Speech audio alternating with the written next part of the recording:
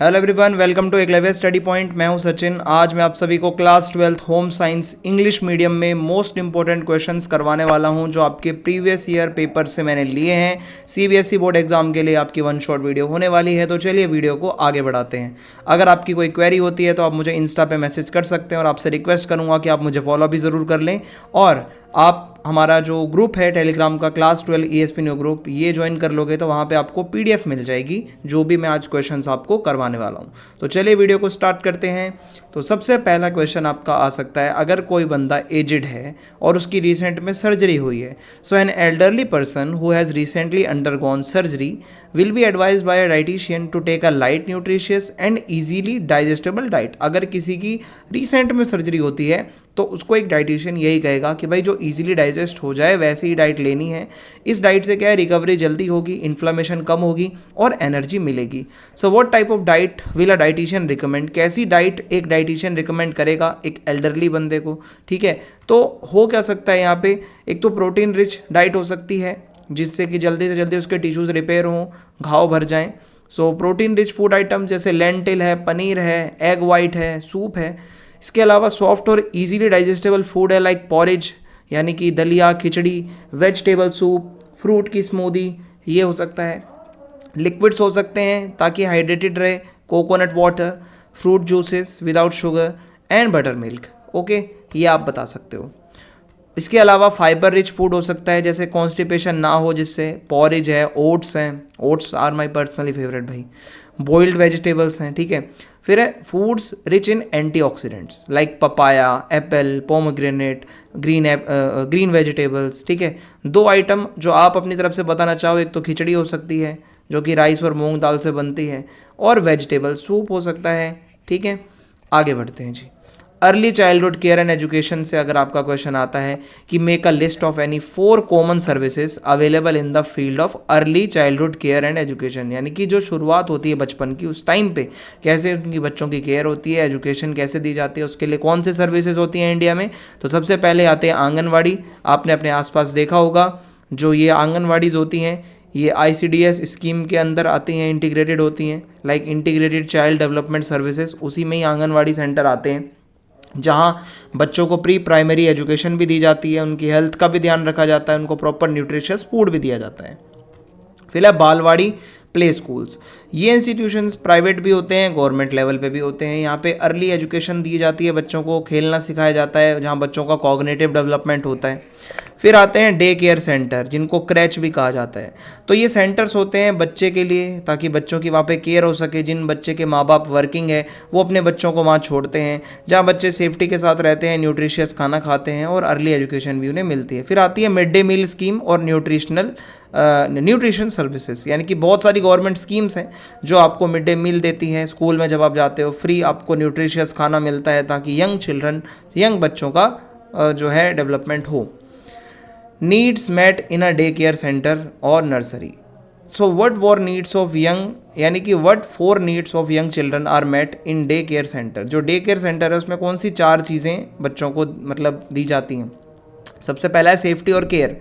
तो एकदम सेफ़ और प्रोटेक्टेड एनवायरनमेंट होता है जहाँ बच्चा सेफ़ रहता है, वहाँ पे ट्रेंड स्टाफ होता है। न्यूट्रिशन और हाइजीन का ध्यान रखा जाता है, बच्चों को बैलेंस डाइट दी जाती है, साफ़ पीने का पानी मिलता है। Early learning and cognitive development activities करवाई जाती हैं, बच्चों को खिलाया जाता है, स्टोरी टेलिंग की जाती है, ड्राइंग करवाई जाती है और भी बहुत सारे काम करवाए जाते हैं। हेल्थ सर्विसेज यानी कि रेगुलर बच्चों का चेकअप होता है, वैक्सीनेशन होता है, बेसिक मेडिकल सर्विसेज होती हैं वहाँ पे ताकि बच्चे हेल्दी तरीके से फिजिकली ग्रो करें। Traditional handicraft of Assam and Kerala. तो अगर आपसे एक ट्रेडिशनल हैंडीक्राफ्ट पूछा जाए असम और केरला का, तो असम का आता है गमोसा वीविंग। गमोसा क्या है? ये एक ट्रेडिशनल क्राफ्ट है असम का जिसमें एक वाइट कलर का कपड़ा होता है जिसको मतलब क्या करते हैं कि जो वाइट क्लॉथ होता है is woven with red border, उसके रेड बॉर्डर होते हैं और ट्रेडिशनल उस पर कुछ डिज़ाइंस होते हैं। सो गमोसा क्या है? एक सिंबल है कल्चर का, असामीज कल्चर का। फिर आता है केरला में आता है नेटीपट्टम। नेटीपट्टम होता है एलिफेंट डेकोरेशन। सो ये भी एक क्राफ्ट है like in which a grand golden decoration, बहुत धमाकेदार सी गोल्डन डेकोरेशन होती है जो कि एलिफेंट के फोरहेड पे उसको ऐसी पहनाई जाती है। सो बेसिकली ये कोई फेस्टिवल वगैरह होता है, स्पेशल ओकेजन वगैरह पे ये किया जाता है। फिर आता है malnutrition and its inter related factors, यानी कि malnutrition problems are not only related to food, सिर्फ खाने की ही दिक्कत नहीं है, माल न्यूट्रिशन के और भी बहुत सारे सेवरल फैक्टर्स होते हैं अलग अलग वेरियस लेवल पर।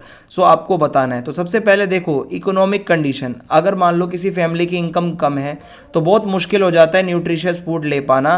तो ऐसे में क्या है, वो चीप और लेस न्यूट्रिशियस फूड जब खाता है कोई भी तो क्या होगा, माल न्यूट्रिशन की प्रॉब्लम आ जाएगी। फिर है पेरेंटल एजुकेशन एंड अवेयरनेस, अगर पेरेंट्स को नॉलेज नहीं है न्यूट्रिशन की, वो बच्चे को गलत खाना देंगे, बैलेंस डाइट नहीं दे पाएंगे, गलत ईटिंग हैबिट्स होगी, एक्सेसिव जंक फूड होगा तो एसेंशियल न्यूट्रिएंट्स नहीं मिलेंगे, तो इससे भी अंडर न्यूट्रिशन हो सकता है। हेल्थ एंड हाइजीन की बात करें, अगर क्लीनलीनेस ना हो, पानी गंदा है, टॉयलेट्स ख़राब हैं, फ्रीक्वेंटली इन्फेक्शंस हो रहे हैं, ठीक है, frequent infections prevent the body from properly absorbing nutrients. तो इससे क्या होगा, इन्फेक्शियस डिजीज़ हो सकते हैं, डायरिया हो सकता है और आंतों में कीड़े उपड़ सकते हैं, इससे भी माल न्यूट्रिशन हो सकता है। फिर है food habit and cultural practices, यानी कि कुछ फैमिलीज़ में क्या होता है, कुछ ऐसी ट्रेडिशनल बिलीफ्स होती हैं like women and children are not given nutritious food first increasing the chances of under nutrition, की स्टार्टिंग में जो बच्चा छोटा होता है प्रेगनेंसी के बाद में, तो क्या होता है जो मदर होती है उसको भी इतना ज़्यादा न्यूट्रिशियस खाना उस तरीके से कुछ लोग नहीं देते। So pregnant women may be restricted from eating certain foods due to traditions, तो इसलिए उनको रोका भी जाता है, तो ये भी दिक्कत हो सकती है। Development communication, who use the term development communication for the first time and in which year. So आपको नाम भी बताना है अपार्ट फ्रॉम इंडिया, कोई 2 कंट्रीज़ का जहाँ पे डेवलपमेंट कम्युनिकेशन के इनिशिएटिव लिए गए। सो जो टर्म डेवलपमेंट कम्युनिकेशन है वो नोरा कुब्रेल जी ने यूज़ करी है 1972 में, और ब्राज़ील और चाइना में इनिशिएटिव्स लिए गए डेवलपमेंट कम्युनिकेशन के। HIV AIDS awareness campaign in India. So which campaign was aimed at creating awareness about HIV AIDS in our country? So campaign का नाम था national AIDS control program NACP, जो कि start हुआ 1992 में। सो इसके 2 फीचर ये हैं कि अवेयरनेस फैलाई गई, massive awareness was created through TV, radio, print media, digital platforms, और ट्रीटमेंट एंड काउंसलिंग सर्विसेज के बारे में बताया गया। जो इन्फेक्टेड इंडिविजुअल्स हैं उनको फ्री टेस्टिंग दी गई, उनकी काउंसलिंग करी गई, उनका ट्रीटमेंट किया गया, कॉन्डम्स का डिस्ट्रीब्यूशन किया गया और बताया गया कि भाई safe sex practices, if you are having sex with someone at least, मतलब वो एक प्रोटेक्शन, एक सेफ्टी होनी चाहिए ताकि आपका जो आपके अंदर जो HIV एड है वो किसी और में ना जाए, ठीक है। सो उस टाइम पे ये सब किया गया था। फिर आता है water extraction methods from clothes, अगर आपको 3 मेथड बताने हैं जिससे कि आप कपड़े में से पानी निकालोगे तो वो कैसे निकालोगे। सबसे पहले होता है स्क्वीजिंग, आप कपड़े को ट्विस्ट करके प्रेस करके अपने हाथों से ही पानी निकाल सकते हो, अगर छोटा कपड़ा है, थोड़ा डेडिकेटेड सा कुछ गारमेंट है। स्पिन ड्राइंग हो सकता है, वॉशिंग मशीन में एक स्पिन मोड होता है जिसमें आप कपड़े डाल दो और बहुत हाई स्पीड पे वो स्पिन होता है, पूरा सूख जाता है, टाइम सेविंग होता है। तीसरा होता है सोकिंग और टॉवल रोलिंग, यानी कि आप कपड़े को रैप कर दो एक ड्राई टॉवल में और उसको हल्के से ऐसे लाइटली प्रेस करो तो पानी जो है सोक हो जाएगा, सोकअप हो जाएगा। ये भी थोड़ा डेलिकेट क्लोथ्स के लिए यूज़ होता है। Career options in dietetics and nutrition, अगर मैं आपको बताऊं, अगर कोई बंदा ट्रेंड है in the field of clinical nutrition and dietetics, so उसके लिए क्या करियर ऑप्शन हो सकते हैं। तो पहली चीज़ तो है वो क्लिनिकल डाइटिशियन बन सकता है, प्लान बना सकता है, मेडिकल डाइट्स बना सकता है पेशेंट्स जो हॉस्पिटल में हैं, जो क्लिनिक्स में आते हैं, या फिर वो कम्युनिटी न्यूट्रिशनिस्ट बन सकता है, अवेयरनेस फैला सकता है न्यूट्रिशन से रिलेटेड किसी NGO से जुड़कर, हेल्थ ऑर्गेनाइजेशन से जुड़कर, गवर्नमेंट स्कीम से जुड़कर। तीसरा है फूड एंड न्यूट्रिशन कंसल्टेंट, यानी कि वो डाइटरी एडवाइस दे सकते हो आप जिम में, फिटनेस सेंटर में, स्पोर्ट्स अकेडमीज़ में, प्राइवेट इंस्टीट्यूशंस में, या फिर आप रिसर्च वर्क कर सकते हो, अकेडमिशियन बन सकते हो, आप रिसर्च करो, यूनिवर्सिटीज़ में पढ़ा सकते हो न्यूट्रिशन की फील्ड में। Medical foods, what are medical foods, give one example. So medical foods एक ऐसा खाना, एक ऐसे डाइटरी प्रोडक्ट किसी भी इंडिविजुअल के लिए जिसके कुछ स्पेसिफिक हेल्थ कंडीशन है, ये नॉर्मल से अलग हैं, ये अंडर द मेडिकल सुपरविज़न दिए जाते हैं। जैसे ग्लूटेन फ्री फूड हैं, ये स्पेशली उन लोगों को दिए जाते हैं जिनको सीलिएक डिजीज़ है, ताकि वो एक अच्छा बैलेंस न्यूट्रिशन ले पाएँ विदाउट ग्लूटेन। किसी किसी को ग्लूटेन से दिक्कत हो सकती है।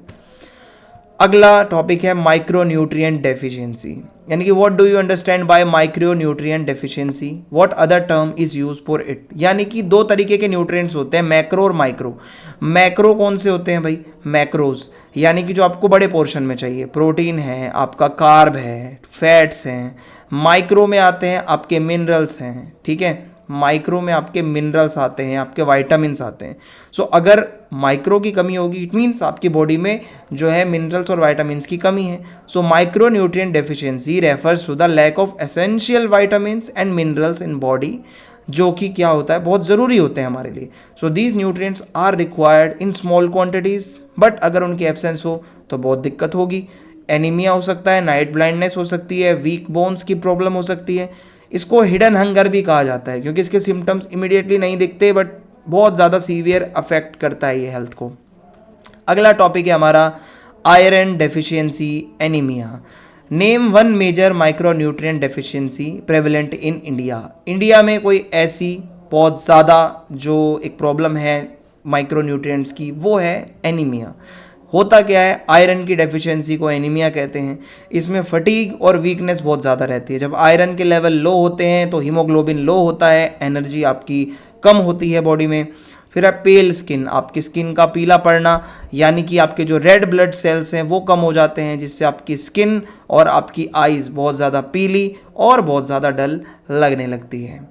Consumer expectations while buying products. आप अगर एक कंज्यूमर हो तो आपको क्या एक्सपेक्ट करना चाहिए। So consumers are the final buyers of goods and services, लेकिन बहुत बारी उनको प्रॉब्लम भी फेस करनी पड़ती है मैन्युफैक्चरर्स की तरफ से।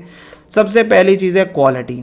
कंज्यूमर एक्सपेक्ट करते हैं कि जो उन्होंने सामान खरीदा है वो अच्छी क्वालिटी का हो, ड्यूरेबल हो, उनके जो भी चाहिए नीड्स हैं उसको वो पूरी करता हो, ठीक है। अगर प्रोडक्ट लो क्वालिटी का निकलता है तो कंज्यूमर डिससेटिस्फाइड हो जाता है। फेयर प्राइस, कंज्यूमर ये एक्सपेक्ट करते हैं कि जो भी प्रोडक्ट और सर्विसेज उनसे जो मतलब जो उनको मिलेगी उसका प्राइस एकदम फेयर हो, ऐसा ना हो अनफेयर पैसा बहुत ज़्यादा टू हाई हो, हिडन चार्जेस हो, उनको ठगा हुआ महसूस हो। तीसरा है सेफ्टी। कंज्यूमर्स चाहते हैं जो भी हमने चीज़ें खरीदी हैं वो उनकी हेल्थ के ऊपर थोड़ा ऐसा गलत प्रभाव ना डालें, सेफ्टी स्टैंडर्ड्स को ध्यान में रखते हुए वो चीज़ हो। सो अगर पुअर क्वालिटी है या हार्मफुल मटेरियल्स हैं तो उससे भी कंज्यूमर की सेफ्टी को खतरा हो सकता है। Warranty and customer service, consumers expect करते हैं कोई भी प्रोडक्ट खरीदा है तो उसकी वारंटी हो, उसका रिप्लेसमेंट हो, रिपेयर सर्विस हो अगर कोई भी प्रॉब्लम आती है। So good customer service is also essential for quick and effective resolution. तो बहुत ज़्यादा ज़रूरी है अच्छी कस्टमर सर्विस हो। सेल्फ एम्प्लॉयमेंट अपॉर्चुनिटीज़ इन फूड प्रोसेसिंग। अगर आपको फूड प्रोसेसिंग इंडस्ट्री में जाना है, नेम एनी 4 सेल्फ एम्प्लॉयड, यानी कि खुद से ही सेल्फ एम्प्लॉयमेंट वाली अपॉर्चुनिटी, खुद से अगर आप कुछ काम करना चाहते हो होम बेस्ड अपने घर के लेवल पर। पिकल और प्रिजर्व मेकिंग, यानी कि आप अचार बनाओ, प्रिजर्व्स बनवाओ, जैम बनाओ, अपने घर पे रखो, उसको बेच सकते हो अपने आसपास, प्रॉफिटेबल बिजनेस है। तारक मेहता का उल्टा चश्मा देखा है ना, भिड़े और माधवी क्या करते हैं, अचार बना के अचार पापड़ का डिलीवरी करते हैं ना, तो वही वाला सीन है। पापड़ एंड बड़ी मेकिंग, आप अलग अलग तरीके के पापड़ बनाओ, बड़ीज़ बनाओ, वो भी आप बेच सकते हो लोकली या online. Herbal and spice powder making, आप टर्मरिक बना सकते हो, कोरिएंडर, गरम मसाला, चाय का मसाला अपने घर पे ही खुद से पैक करके। बेकरी और स्नैक्स बना सकते हो, केक बना सकते हो, कुकीज़, ब्रेड, सेवरीज, ये सारी चीज़ें आप घर पे बना के आसपास लोकल शॉप्स पे बेचो। CARA adoption in India. What does CARA stand for. CARA का मतलब है central adoption resource authority.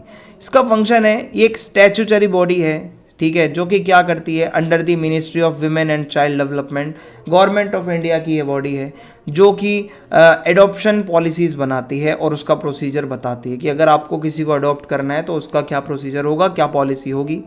NSS क्या होता है, यूथ डेवलपमेंट इन इंडिया, यानी कि NSS का फुल फॉर्म, उसका ऑब्जेक्टिव अगर आपसे पूछा जाए तो ये है नेशनल सर्विस स्कीम, देश के लिए सेवा करना, यानी कि to develop a sense of social service. बच्चों के अंदर, जो स्टूडेंट्स हैं उनके अंदर सोशल सर्विस की एक फीलिंग आए, जितना भी यूथ है वो मोटिवेट रहे, एक्टिवली पार्टिसिपेट करे कम्युनिटी डेवलपमेंट एक्टिविटीज़ के लिए। कहीं पे अगर आपको मान लो पेड़ पौधे लगाने हैं, ठीक है, या फिर इसके अलावा कहीं पे कोई क्लीनलीनेस ड्राइव है, कोई स्लम एरिया में पढ़ाने जाना है, ये सब चीज़ें आती हैं। Misleading sales promotion tactics in India.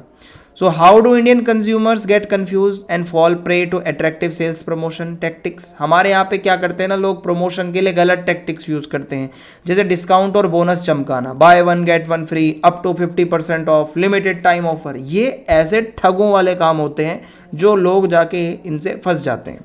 Lottery and scratch cards, यानी कि win a prize on every purchase, कुछ भी खरीदो और प्राइज जीतो। स्क्रैच टू विन, ये स्क्रैच करो कूपन और पाओ एक आईफोन, होता कुछ भी नहीं है भाई उसमें। Free sample and trial offers, यानी कि कुछ लोग क्या करें, मान लो किसी ने नई नई दुकान खोली है समोसे की, वो सबको एक एक समोसा फ्री खिलाएगा आने जाने वालों को।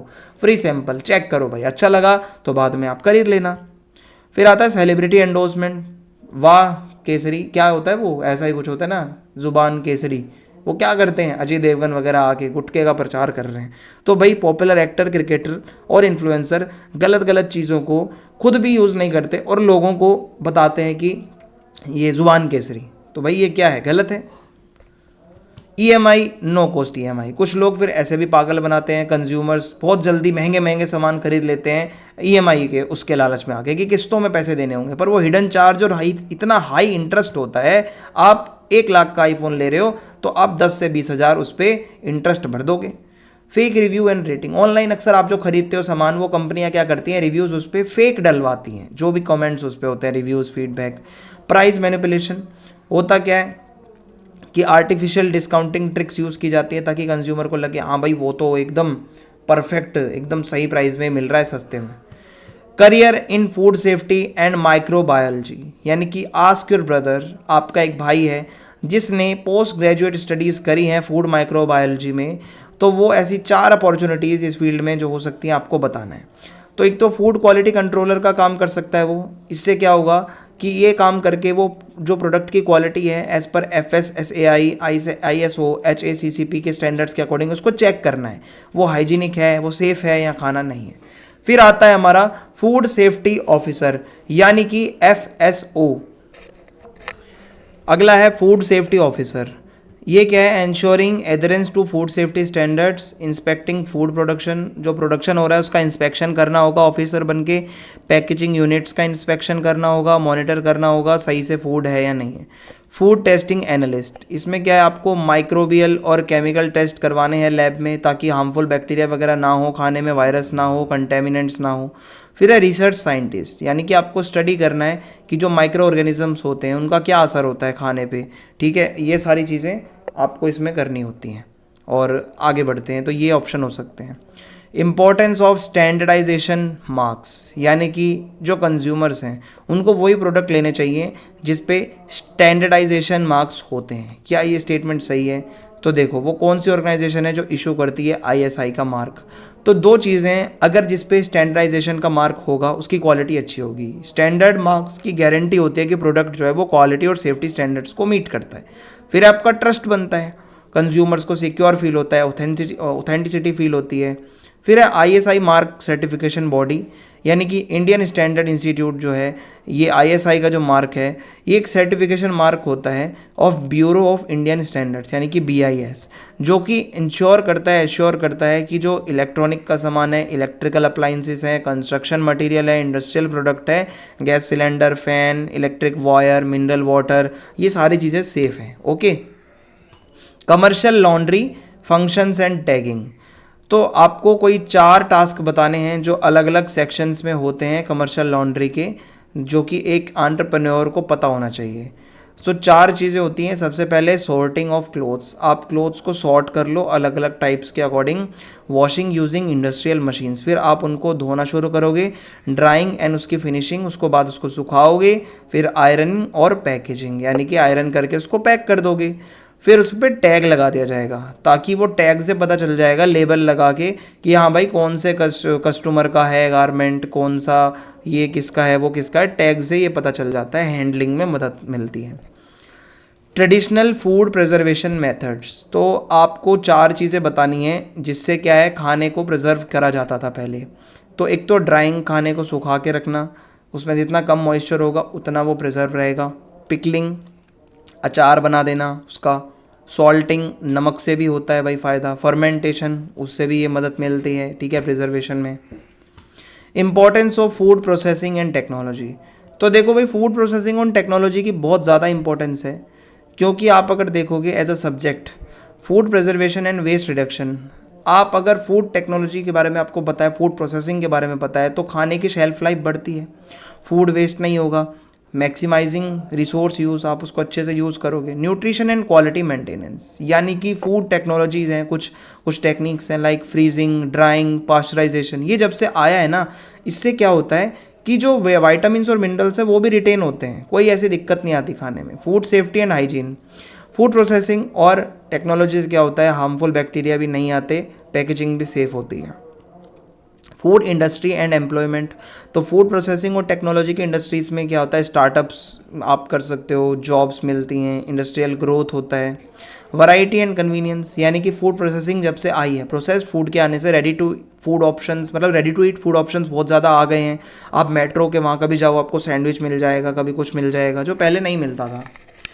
फोर्टिफिकेशन स्टैंडर्ड्स इन इंडिया, सो ये कौन सी आप मतलब मानो कि कौन है वो, who sets the fortification standards for essential foods like salt, milk and oil in India, कौन स्टैंडर्ड तय करता है?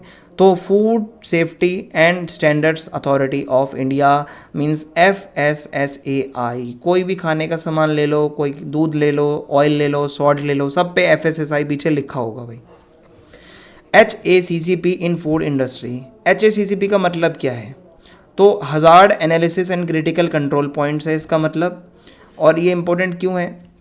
ये क्या करता है, आइडेंटिफाई करता है food safety risk at every stage of food chain, यानी कि जैसे जैसे खाना आया, उसको बनाया, पैक किया, वो हर स्टेज पे देखेगा, ठीक है, कि कुछ गलत तो नहीं हो रहा।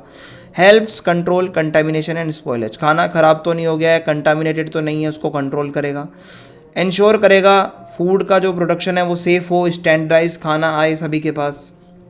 होटल डिपार्टमेंट गेस्ट वेलकम, तो शौर्य जो है वो एक होटल में जाता है, तो कौन सा डिपार्टमेंट उसको ग्रीट करेगा, वेलकम करेगा? तो फ्रंट ऑफिस डिपार्टमेंट होगा, जो कि चेक इन करेगा, उसका चेकआउट संभालेगा, उसको इन्फॉर्मेशन देगा सर्विसेज के बारे में, लोकल अट्रैक्शंस बताएगा, भाई आसपास ये सब है।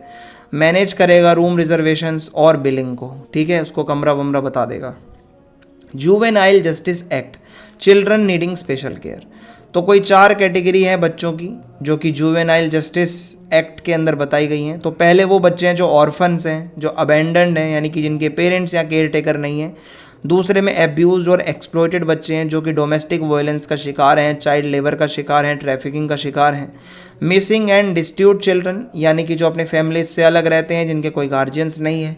या फिर children in conflict with law और क्राइम विक्टिम्स, यानी कि ऐसे बच्चे जो क्रिमिनल एक्ट कर रहे थे, ओके, उनको पकड़ा गया है। अगला टॉपिक है हमारा अर्गोनॉमिक्स। अर्गोनॉमिक्स के पीछे की साइंस क्या है, उसके बेनिफिट्स क्या हैं? देखो, अर्गोनॉमिक्स बहुत क्रूशियल रोल प्ले करता है हमारा जो ऑर्गेनाइजेशन है उसकी प्रोडक्टिविटी बढ़ाने में। तो एक तो क्या है कि एफिशिएंसी बढ़ती है इससे। कंफर्टेबल वर्क प्लेस, ऑर्गेनॉमिक्स का काम है आपका वर्क प्लेस कंफर्टेबल हो, जिससे एम्प्लॉयज़ को मदद मिले तेज़ काम करने में। Reduction in fatigue and injuries, जो अर्गोनॉमिक है वो क्या करेगा, वहाँ की जितनी भी चीज़ें हैं, टेबल कुर्सी हैं, उन सबको इंप्रूव करेगा, जिससे बैक पेन नहीं होगा, नेक स्ट्रेन नहीं होगा, स्ट्रेस इंजरीज नहीं होंगी।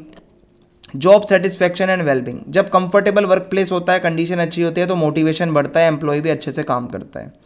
Reduction in error and mistakes, तो अच्छे टूल्स होंगे, अच्छे लेआउट होंगे तो कंसंट्रेशन बनेगा, वर्क की एक्यूरेसी भी सही रहेगी।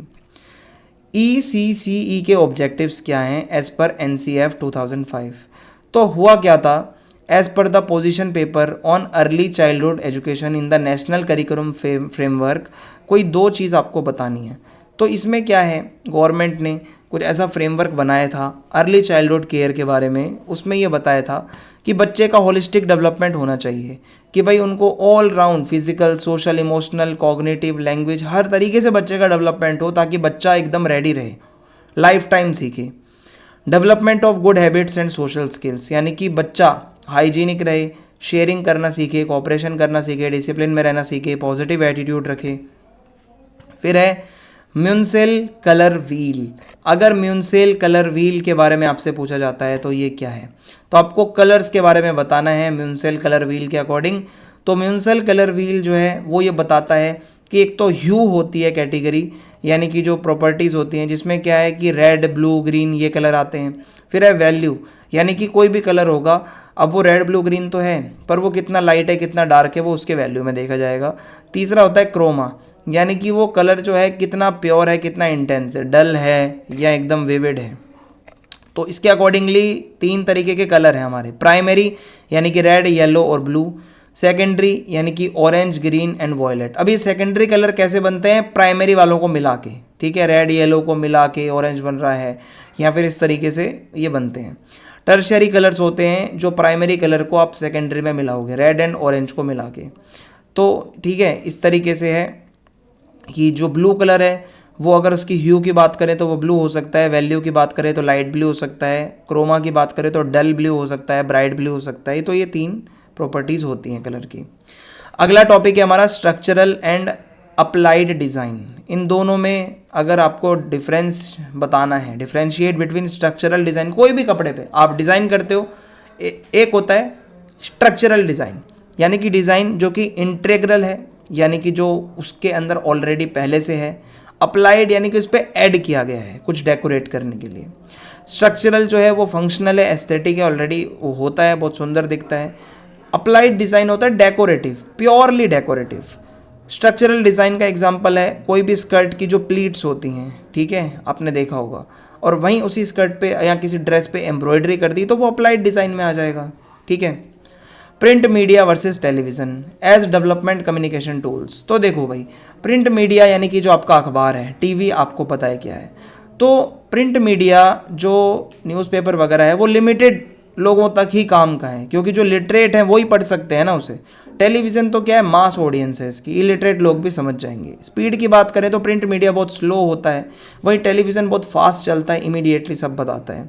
प्रिंट मीडिया का विजुअल इम्पैक्ट बहुत लो होता है क्योंकि टेक्स्ट और इमेजेस ही ज़्यादा होते हैं, लेकिन टेलीविज़न बहुत हाई विजुअल इम्पैक्ट वाला एक जुगाड़ है जिसमें ऑडियो विजुअल कंटेंट दोनों बहुत अच्छा होता है। कॉस्ट की बात करें तो प्रिंट मीडिया सस्ता है, वहीं टीवी जो होता है वो उसमें हायर प्रोडक्शन लगता है, ब्रॉडकास्ट पे भी पैसा लगता है। और अगर प्रिंट मीडिया की बात करें तो पोस्टर है, न्यूज़पेपर है, ठीक है, और न्यूट्रिशन के ऊपर कोई लीफलेट आपने देख लियो जिसपे वो बहुत ज़्यादा चीज़ें लिखी हुई हैं। वहीं टेलीविज़न में डॉक्यूमेंट्री देख रही आपने किसी गांव के बारे में, किसी स्लम के बारे में। ट्रेडिशनल फूड प्रिजर्वेशन मेथड्स, आपको एक लिस्ट बनानी है जहाँ पे आपको 4 तरीके के ट्रेडिशनल फूड प्रिजर्वेशन टेक्निक्स बतानी है। तो मैंने आपको पीछे भी बताई थी। तो इसमें ड्राइंग थी, पिकलिंग थी, सॉल्टिंग थी और फर्मेंटेशन थी। तो ड्राइंग यानी कि आप मॉइस्चर हटा दो, यानी कि ड्राइड फ्रूट्स हो गए। पिकलिंग यानी कि आप खाने को प्रिजर्व करो विनेगर और सॉल्ट और ऑयल का यूज़ करके, जैसे आम का अचार है, यानी कि इसके अलावा सॉल्टिंग करो ताकि बैक्टीरिया ना आए, मीट पे सॉल्ट लगा दिया। फर्मेंटेशन यानी कि आप नेचुरली उसमें माइक्रो ऑर्गेनिजम्स डालो, जैसे दही जमा रहे हो, गुड बैक्टीरिया आ रहे हैं उसमें, इडली का बैटर बना रहे हो। फिर आता है method to assess nutritional status. अगर आपको किसी का भी न्यूट्रिशनल स्टेटस देखना है तो डाइटिशियन जो होगा वो किसी भी पेशेंट का स्टेटस कैसे देखेगा, वो उसका क्लिनिकल असेसमेंट करेगा, उसके फिजिकल सिम्टम, उसकी स्किन का कलर कैसा है, स्वेलिंग है या नहीं है, उसकी डाइटरी हिस्ट्री पूछेगा, क्या खाने का पैटर्न रहता है उसका, क्या खाता है। बायोकेमिकल को टेस्ट लिखेगा, ब्लड यूरिन टेस्ट, ताकि उसके हीमोग्लोबिन, उसका ब्लड शुगर पता चल सके।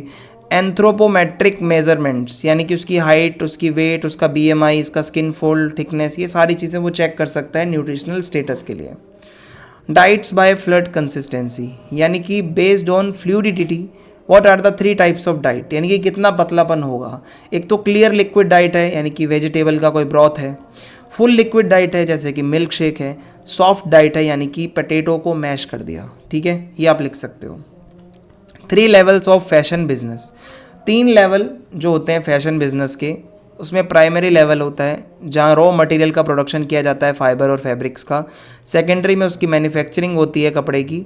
तीसरे पे उसकी सेलिंग होती है, रिटेल का लेवल होता है जहाँ पे ऑनलाइन प्लेटफॉर्म और स्टोर्स तक वो सामान जाता है, ठीक है। ये NCF और ये ECCE वाला मैंने अभी आपको पीछे कराया है, तो इसको दोबारा करने की ज़रूरत नहीं है, और डिटेल में आपको जाना है तो आप ये देख सकते हो। 3 लेवल जो थे बिजनेस के फैशन इंडस्ट्री में, मैंने आपको प्राइमरी अभी बताया कि रॉ मटेरियल का प्रोडक्शन होता है, ये बिल्कुल फाउंडेशन स्टेज होता है। इसमें क्या होता है, प्रोडक्शन किया जाता है नेचुरल फाइबर का, कॉटन, वूल, सिल्क, सिंथेटिक फाइबर का, टेक्सटाइल और फैब्रिक मैन्युफैक्चरिंग वगैरह, और या लेदर कहाँ से आएगा, फर कहाँ से आएंगे, ठीक है, ये इसमें देखा जाता है। सेकेंडरी लेवल में मैन्युफैक्चरिंग होती है और डिज़ाइनिंग का काम होता है, फैशन डिज़ाइनिंग, उस पर पैटर्न बनाना और उसकी मतलब ब्रांडिंग करना, लेबलिंग करना। तो इसमें फैशन डिज़ाइनर होते हैं, मर्चेंडाइजर्स होते हैं, मैन्युफैक्चरिंग की यूनिट्स होती हैं, एक्सपोर्ट हाउसेज होते हैं। यहाँ पे स्टाइल, इनोवेशन, सारी चीज़ें यहीं होती हैं, जो भी चीज़ें होती हैं जो आप कपड़े पहनोगे। तीसरा लेवल होता है रिटेल का, मार्केटिंग होगी, अभी ये फाइनल स्टेज है जहाँ सब कुछ बन चुका है। आप retail stores, boutiques, mall, departmental stores वगैरह में आपका सामान भेजोगे, ऑनलाइन ई कॉमर्स प्लेटफॉर्म्स पे भेजोगे, फैशन शोज़ वगैरह में, एग्जीबिशंस वगैरह में आपका कपड़ा जाएगा, एडवर्टीजमेंट करोगे। तो उसमें रिटेलर्स शामिल होते हैं, ई कॉमर्स वाले कंपनियाँ होती हैं, मार्केटिंग टीम होती हैं, सेल्स एग्जीक्यूटिव होते हैं। तो इसमें क्या है, सीधा कंज्यूमर से अब इंटरेक्शन होता है। अब आपसे कोई पूछे फैशन इंडस्ट्रीज़ में फेड का क्या मतलब होता है। फेड क्या है, एक शॉर्ट लिव्ड फैशन, थोड़े समय का फैशन जो बहुत फेमस हुआ हो पर बाद में फेड अवे हो गया हो बहुत जल्दी से। किसी सेलिब्रिटी को देख के आपने कुछ पहन लिया हो, बाद में उसका फैशन चला गया, सडनली आता है, बहुत पॉपुलर होता है और जल्दी से डिसअपियर हो जाता है। और बहुत तरीके के फेड्स होते हैं, जैसे नियॉन कलर के सनग्लासेस, नियॉन देखे होंगे आपने, और अब हर कोई नहीं पहनता, एक टाइम पे पहनते थे। Ripped jeans with extreme cuts, कटी फटी जीन्स पहनना, बकेट हैट यानी कि ये बहुत ज़्यादा लोग पहनते थे। Slime coloured clothing, lime green वगैरह, ये सब जैसे लोग इंस्टा, टिकटॉक वगैरह पे पहले पहनते थे, तो ये फेड्स हैं। बैगी जीन्स अभी आजकल के बारे में बताऊं तो। अब अगर आपसे मैन्युफैक्चर्ड और फॉर्मुलेटेड फूड्स में कोई डिफरेंस पूछे तो आप क्या बताओगे। मैन्युफैक्चर्ड यानी कि प्रॉपर फूड प्रोडक्ट्स जो प्रोसेसिंग करके नेचुरल इंग्रेडिएंट से बनाए जा रहे हैं। वही फॉर्मुलेटेड जो है उसमें फार्मूला यूज़ किया जा रहा है, साइंटिफिक मेथड से कोई खाना बन रहा है। मैन्युफैक्चर्ड फूड्स क्या है, ये नेचुरल मटेरियल्स को प्रोसेस करके उसके बाद इसको कंजप्शन के लिए बनाया जाता है, और ये साइंटिफिकली डिज़ाइन किए जाते हैं एक स्पेसिफिक न्यूट्रिशनल नीड को पूरा करने के लिए। इसका पर्पस है कि मतलब खाने को, उसका टेस्ट बढ़ाना और उसको प्रॉपर तरीके से प्रिजर्व करना खाने को। और इसके अलावा फॉर्मुलेटेड फूड का काम होता है न्यूट्रिशनल नीड्स को पूरा करना बच्चों के अंदर, एथलीट्स के अंदर। जैसे आप प्रोटीन सप्लीमेंट ले रहे हो या फिर आप पीडियाश्योर ले रहे हो, कोई और बेबी छोटा सा जो है उसको आप पाउडर वाला मिल्क दे रहे हो, वो इसमें आ जाएगा। मैन्युफैक्चर्ड वाले फूड में आपका ब्रेड आ जाएगा, बिस्किट, चॉकलेट, न्यूडल्स, ठीक है। डाइट थेरेपी क्या होती है भाई, यानी कि आप डाइट से किसी की थेरेपी कर रहे हो, वेट मैनेजमेंट हो गया, किसी को और कोई दिक्कत है, कोई किसी को भाई डायबिटीज़ है, हार्ट डिजीज़ है, तो उसके लिए डाइट ऐसी बनाओ, ठीक है, एक न्यूट्रिशियस डाइट बनाओ जिससे कि उसकी बीमारी में उसको हेल्प मिले। प्रॉपर न्यूट्रिशन से क्या होगा, इम्यून सिस्टम अच्छा रहेगा, बॉडी फाइट करेगी इन्फेक्शन से। मैनेजमेंट होगा, ट्रीटमेंट होगा डिजीज़ का। डाइट थेरेपी से क्या होगा, हाई ब्लड प्रेशर, किडनी बीमारियाँ, गैस्ट्रिक प्रॉब्लम, ये डाइट से ही ठीक हो जाती हैं आधे से ज़्यादा। तो प्रॉपर खाना लोगे तो बहुत अच्छे से हीलिंग प्रोसेस आपका स्पीड अप होगा। फिज़िकल रिहेबिलिटेशन, यानी कि अगर आपको सर्जरी हुई है, कोई आपको बीमारी हुई है, तो आपकी एनर्जी बहुत कम हो जाती है, न्यूट्रिशनल नीड्स बढ़ जाती हैं। तो ऐसे में फास्ट रिकवरी के लिए, वीकनेस कम करने के लिए ये आपको चाहिए होता है। और हेल्दी वेट और अच्छा न्यूट्रिशनल बैलेंस रहे उसके लिए भी आपको डाइट थेरेपी हेल्प करती है। जैसे मोटापा है तो आप अच्छी डाइट रखो, मोटापा कम होगा। माल न्यूट्रिशन है तो आप न्यूट्रिशियस खाना खाओ, तो आप एडिकेट इनटेक रखोगे एसेंशियल न्यूट्रिएंट्स का अच्छी क्वांटिटी में, तो आपकी हेल्थ भी अच्छी रहेगी। तो इसी के साथ ये कुछ मेन क्वेश्चंस खत्म होते हैं। वीडियो पसंद आई, चैनल को सब्सक्राइब करें, वीडियो को लाइक करें और कमेंट बॉक्स में लिखें फीडबैक। वीडियो को शेयर करें। जय हिंद, जय भारत।